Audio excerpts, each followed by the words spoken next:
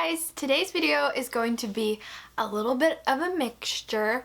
Not really. I just have an announcement, and then I also want to share with you guys the 21 books that I hope and plan and pray to get to this year in 2021, in case you forgot what year it is, because I think it's easy to do now. I've seen videos like this around on BookTube. They were a lot more popular, you know, like at the beginning of the year when I think it was probably a lot more appropriate to make it, but I have been struggling with feeling motivated to film even today.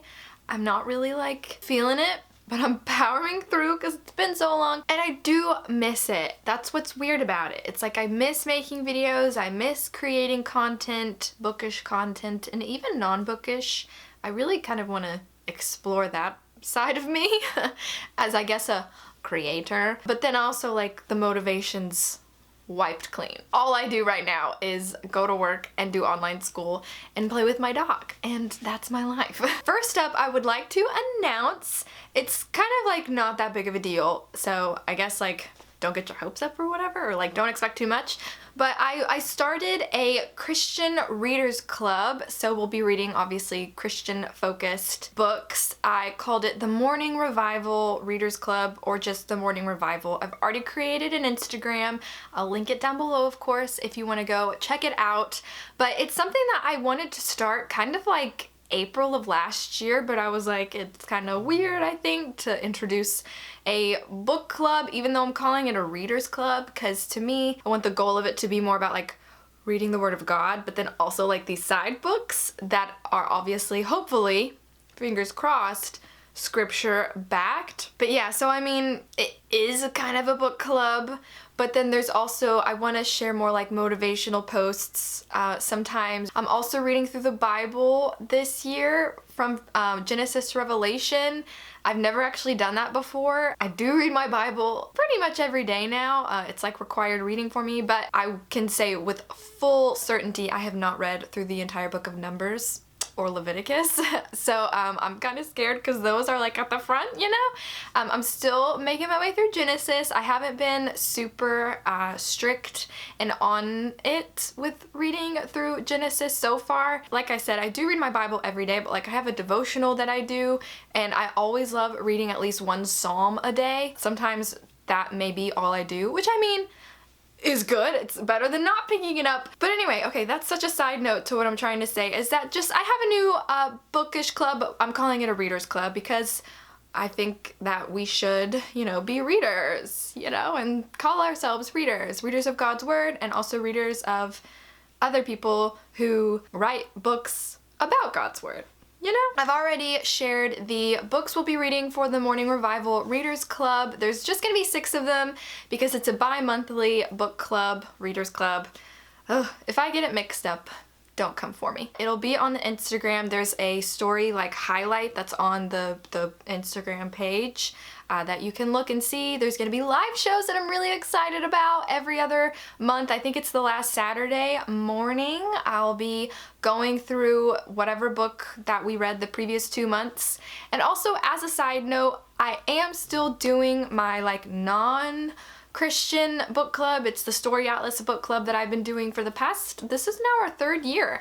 I took a little hiatus January and February, but we're back on it March and April. So that's still going strong over on Goodreads. I do plan on making Discords for both book clubs, but I still feel very out of my element, like a fish out of water on Discord. That's kind of it. If you have any more questions, if I didn't get into anything, please let me know down in the comments below, and hopefully I'll know the answer. So, because I mean, it is something I started, so.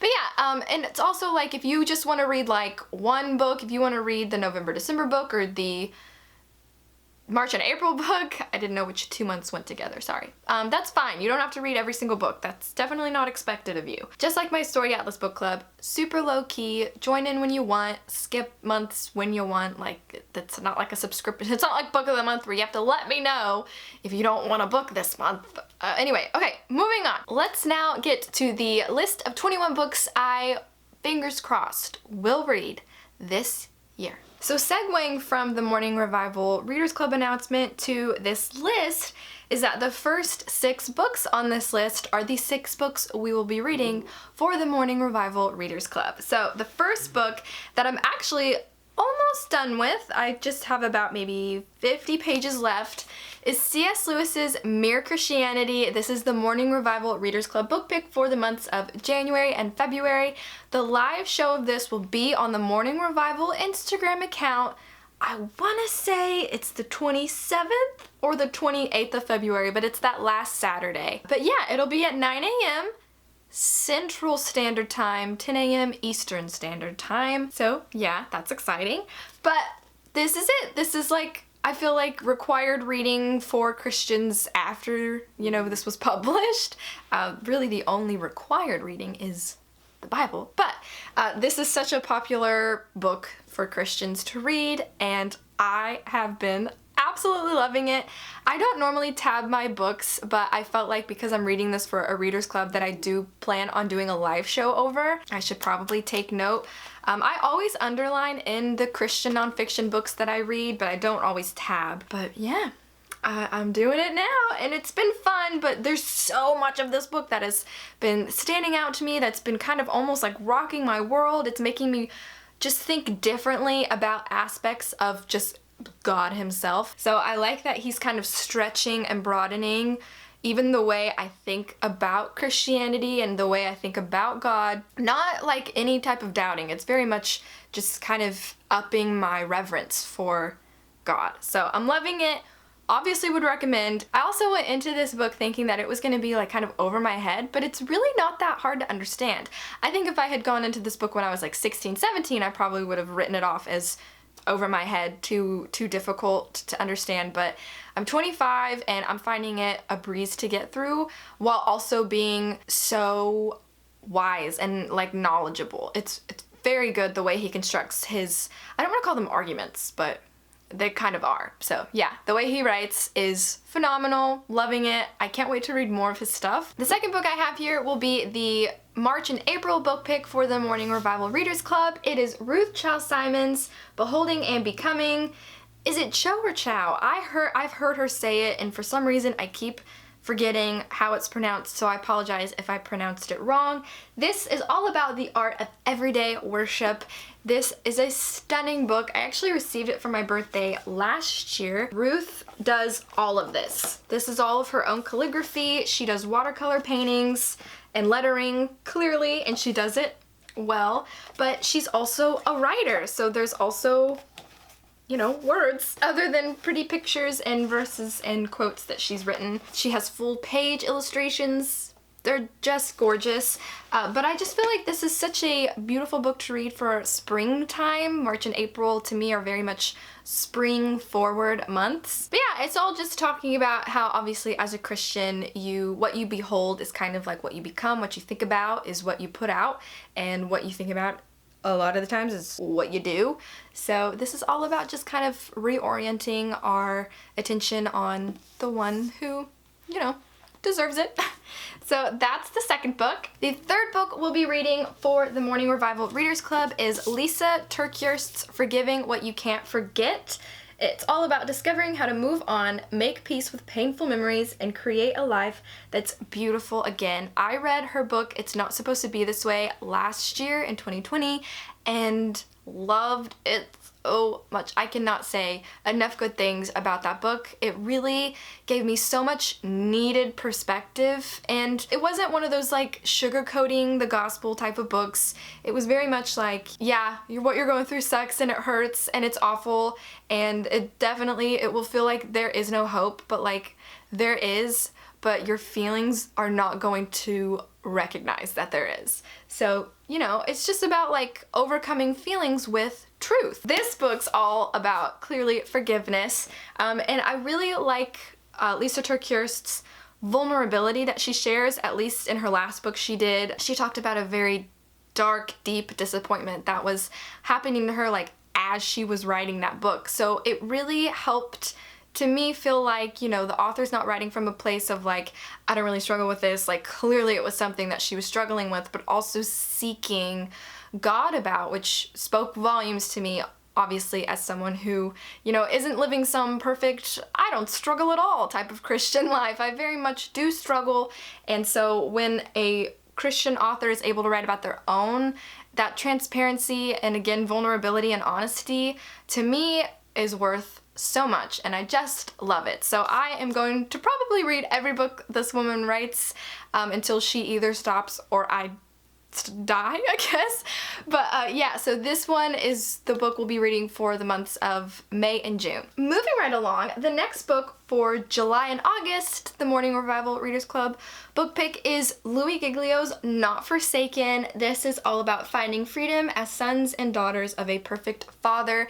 I think the main target audience, I guess, of this book, I mean, really is everybody, but it's specifically also too for people who maybe didn't have the most perfect earthly fathers. Maybe they were abusive, maybe they were completely absent, and his purpose is to kind of like stop viewing God the way you view your earthly father, and like kind of ceasing that mentality that that's the way my earthly dad treated me, so that has to be the way God probably treats me and thinks about me, and like that's completely false. What a lie from the enemy. But yeah, so I think this one's gonna be a really good read, because I feel like a lot of people unfortunately do not have the best earthly father figures to look up to, but this is such a good reminder that you do have the perfect father figure to look up to, and he's not even really just a figure, he's just the perfect father. Full stop. Louis Giglio also has some sermons on YouTube related and tied into, I think, this book specifically, so I would highly recommend checking those out. The fifth book that I want to get to in 2021 is the fifth book for the Morning Revival Readers Club. This will be for September and October, and it's And He Dwelt Among Us by A.W. Tozer. I was gonna start saying the author's name. Anyway, this is all about teachings from the Gospel of John. I just feel like it's really important to read books that you know are going to be completely about the Bible rather than like a topical book. I mean, I know clearly I just shared some topical books, but I think books like this are also almost even more important, maybe? But just to like really help get you again into the Word of God, and also to kind of give you like maybe context that you might miss if you had just read it straight like from the pages of the Bible. I do highly treasure resources like books like this that kind of give you just maybe some clarity of something that you don't understand, because there's a lot in the Bible that like if you didn't live in that time period you wouldn't exactly know like what a rod that a shepherd used did. Like you wouldn't actually know its purpose, or like a shepherd's staff. I know that's like from Psalm 23, but that's just an example. So also A.W. Tozer is a very popular, famous Christian minister, author, theologian. He was a lot of things, but yeah, he's incredibly popular, and it's high time for me to read one of his books. Alright, and the sixth and final book for the Morning Revival Readers Club, if you guys are not Christians and you've watched this all the way through and you're hearing me talk in my Christian lingo, if that's what you want to call it, I would apologize, because like I know that, you know, for other people you might feel like uncomfortable, you might be like, what is she talking about? But I do want to thank you for just understanding that like this is my faith and this is also my channel, so I'm gonna talk about it because I read books related to my Christian faith. So yeah, and really I haven't gotten any hate comments, and so I'm really actually very grateful for that. I'm really happy that I seemingly don't have subscribers that are rude. So thank you. But yes, this I think is the last one that I'll be talking about.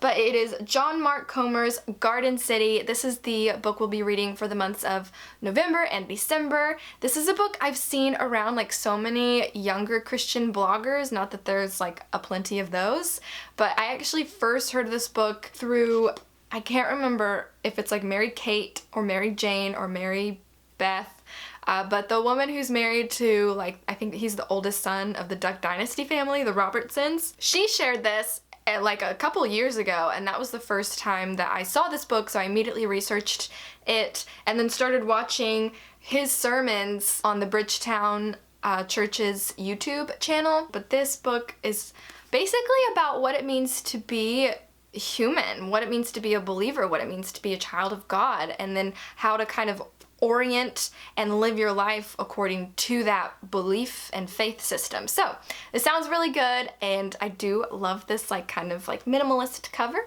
It's nice. All right, I know I said that was the last one, but I actually do have one more. It's right over there. It's that chunky gold-edged paged book. It's the Bible. Like I said earlier, I really want to read through the entire Bible this year. I actually was gifted a Bible study plan from my mom this past Christmas, and it's to get you through the whole Bible in 1 year. It's actually just called The Bible Study. It's by the brand Sunday. I'll link it below if you are interested at all and want to check it out for yourself. It's split up between the Old Testament and then the New Testament, so there's 2 different Bible studies, but I think they're sold together. But anyway, so that's what I'm doing, and like I said, I haven't been keeping up with it every day, but it has been really good because it asks you deeper questions and just encourages you to dive deeper into scripture rather than just reading words on a page and, you know, like you would like a normal book, like, because to me the Bible's not a book you read like a normal book, because it's not a normal book.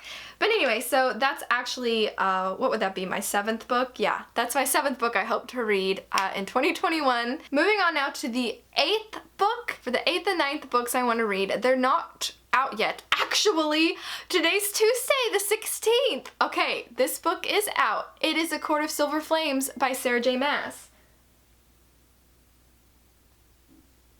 I think I just got a text. It is the continuation, but also kind of like new addition to her Court of Thorns and Roses adult fantasy series. It's now told from Nesta and Cassian's perspectives, which if you haven't read the Court of Thorns and Roses series, you'd probably be like, who the heck is Nesta and Cassian? They are characters in the series, and we love them. You didn't start loving Nesta, at least, but you love her now. I don't know if you love her, but you do have a respect for her. Anyway, so it's gonna be told from their perspectives, or just hers.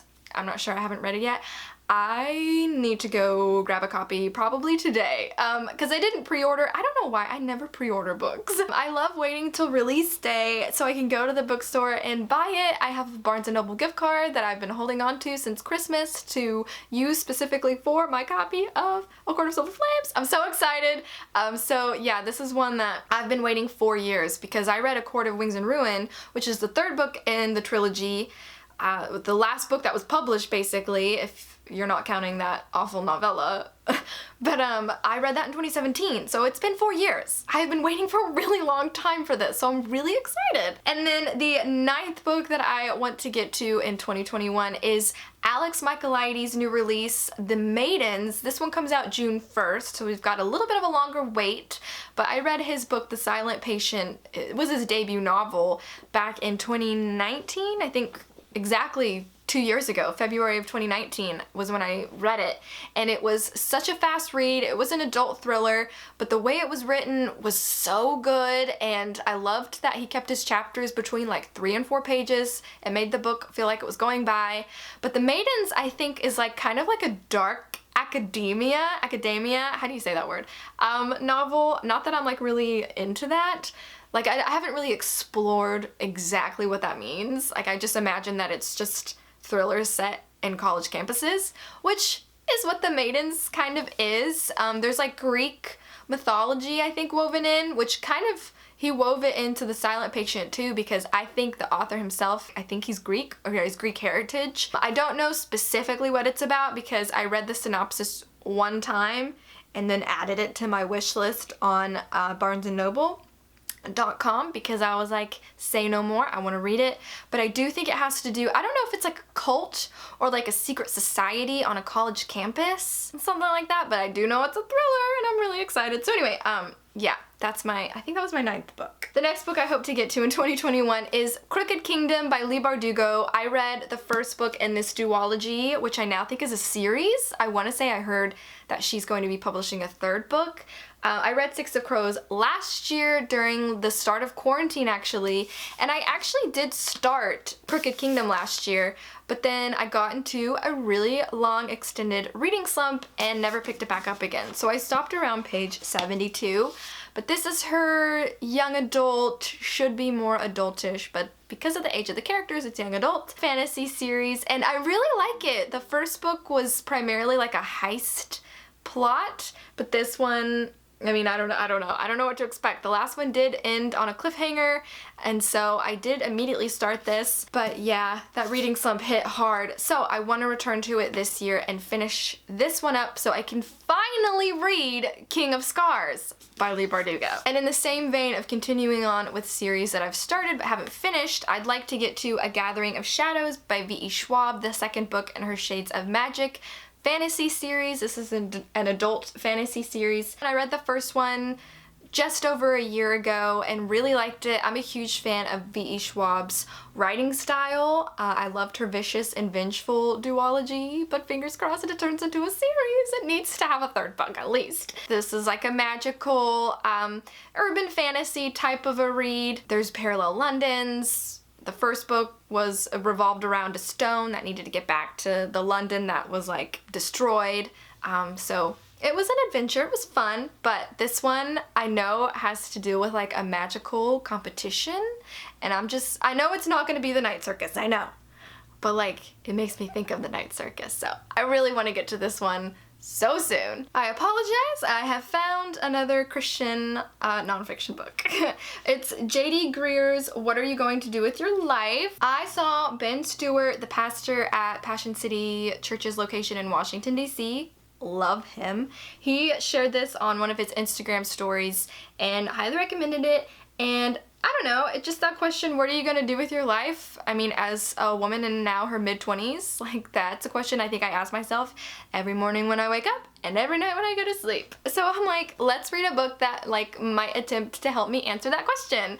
So yeah, that's kind of all I needed. Ben Stewart's recommendation and the fact that this question plagues me. I wonder if J.D. Greer is gonna help me answer that question.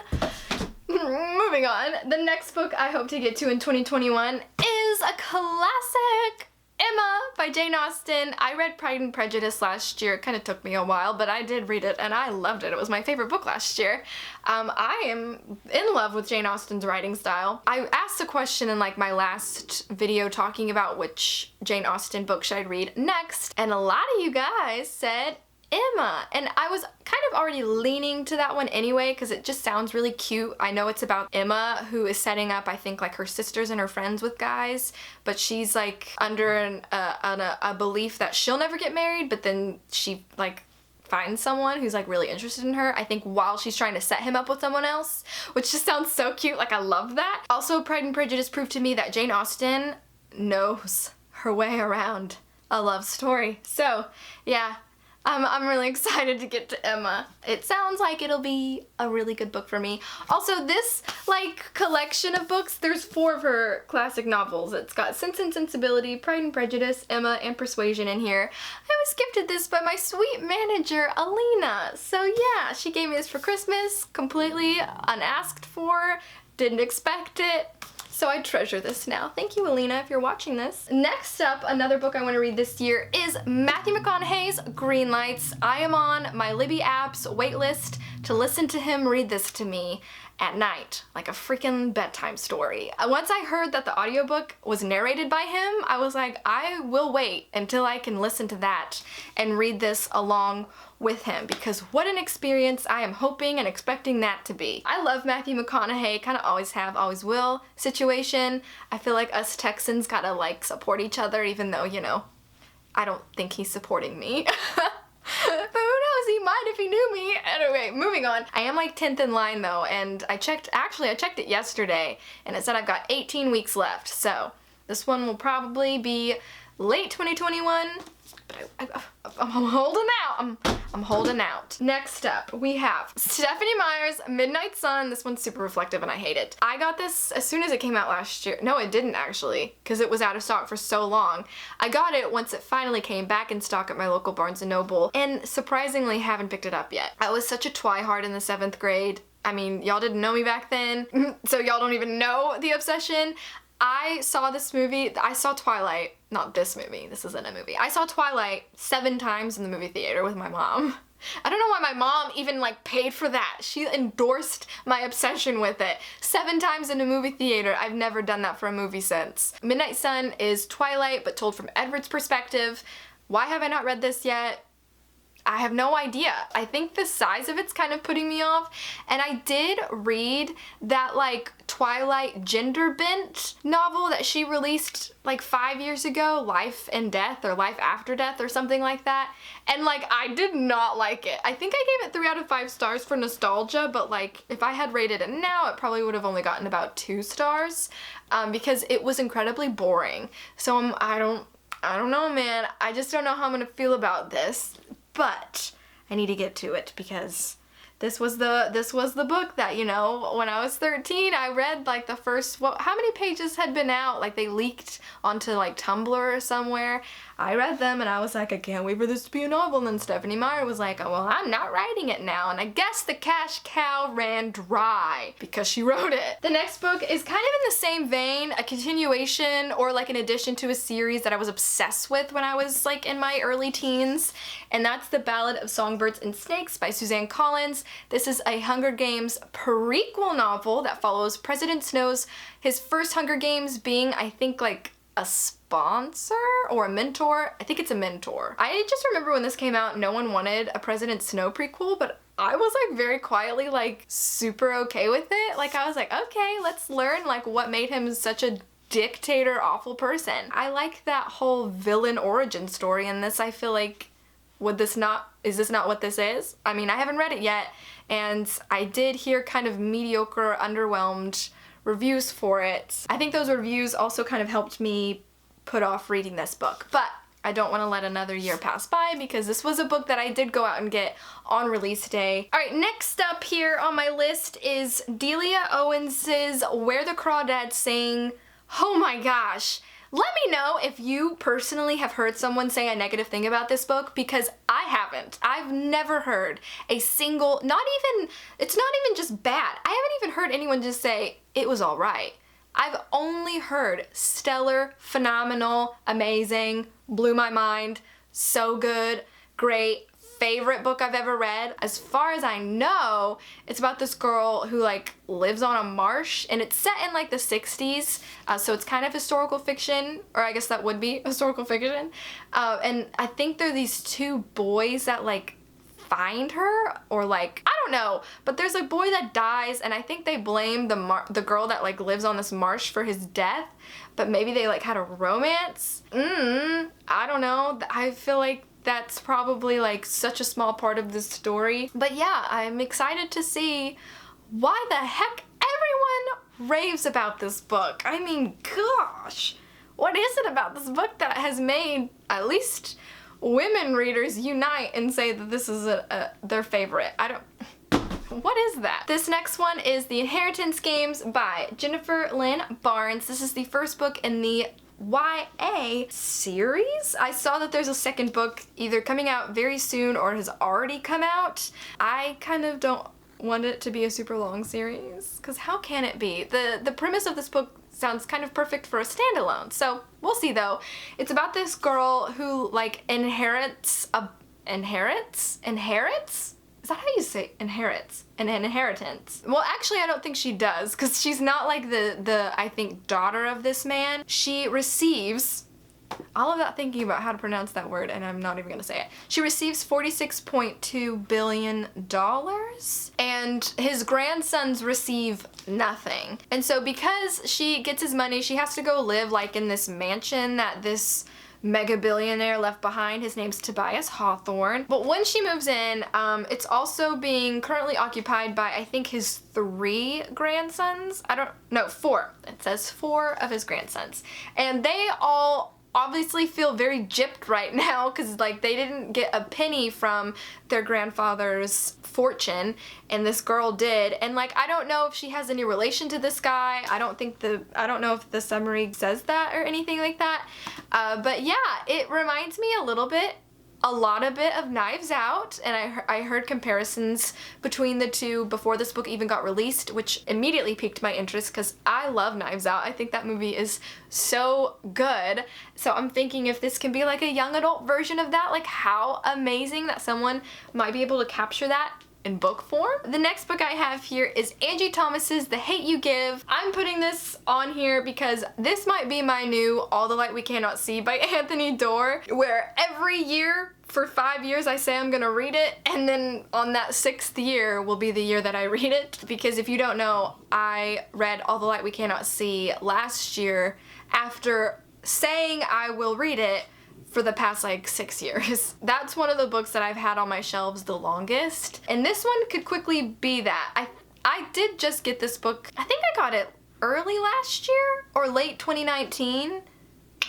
Now I can't remember when I got this, but I haven't read it yet, and it's one of those that's quickly becoming a modern classic. It feels like in YA, it's being assigned in schools, in high schools and middle schools to read, and it's so well known and popular, and just one of those that, you know, you don't hear anything bad about, and I obviously want to read it. I think it's gonna be such a phenomenal story. It's just like, I don't know, I mean, a lot of these books are books that, like, they're super well known, super popular, people just love them, but then it's like, I feel like, what if I read it and hate it? Like, what's that gonna, like, say about me? So yeah, I needed to stop putting off books like this and just start reading them as soon as I purchase them. I could make a whole video talking about how I need to start doing that and what prevents me from doing that as well. Alright, and I only have 2 more books here, so I'm guessing these are 20 and 21 for my list. This next to last one is The Mysterious Affair at Styles by Agatha Christie. This is the first book in her Hercule Poirot series, murder mystery, his detective series she writes about. Agatha Christie's super popular murder mystery author. There is something about me and series, even though you don't technically have to read her books in order, like the Miss Marple and Hercule Poirot series, like they can definitely be read out of order. I still, though, I want to read the first one first. Like I think after I read this one, like I want to read Murder on the Orient Express, and that one's a Hercule Poirot series, but that one's like the 10th or 9th one. I don't know which one it is, but it's not the first one. But this one is, and just from glancing here on the back, it says a woman named Emily is poisoned, and she lives at this country estate, and Hercule Poirot gets assigned to the case. Hey. And the very last book on my list is not really like a book, it's just more like a story, but it's Sherlock Holmes's A Study in Scarlet. This is the Barnes & Noble Classics Volume 1 of Sherlock Holmes by Sir Arthur Conan Doyle. Did I introduce that as if Sherlock Holmes wrote A Study in Scarlet? My bad. I've actually already read one Sherlock Holmes story. It's The Hound of the Baskervilles, which is actually included in this bind up, because this is volume 1. There is a volume 2. I'm not sure what is in the volume 2 one, but the first one here is A Study in Scarlet, which is the first story that Sir Arthur Conan, I can't talk today, it's the first story that Sir Arthur Conan Doyle wrote that introduced it. Are y'all hearing this? That introduced Sherlock Holmes. I'm glad we're at the end, because if I had started this video like this, I probably would not have continued. But yeah, want to start where it all began with Sherlock Holmes. Well, that's it. I don't have any more books that's waiting on me to show off. Thank you for getting through this video. Kind of feel like the end there was kind of a bambling, rumbling mess, but you know, which of my videos is that not a true statement about? So anyway, that'll be it for today's video. Thank you guys so much for watching. Let me know in the comments below if any of these books are on your 2021 reading list for the year. I hope these are not the only books I read this year, but as far as the whole like 21 books in 2021, like these are the 21 books I hope to get to. I will see you guys very soon, hopefully in my next video. Bye! Hey, let's get it started now. Let's get it started in here.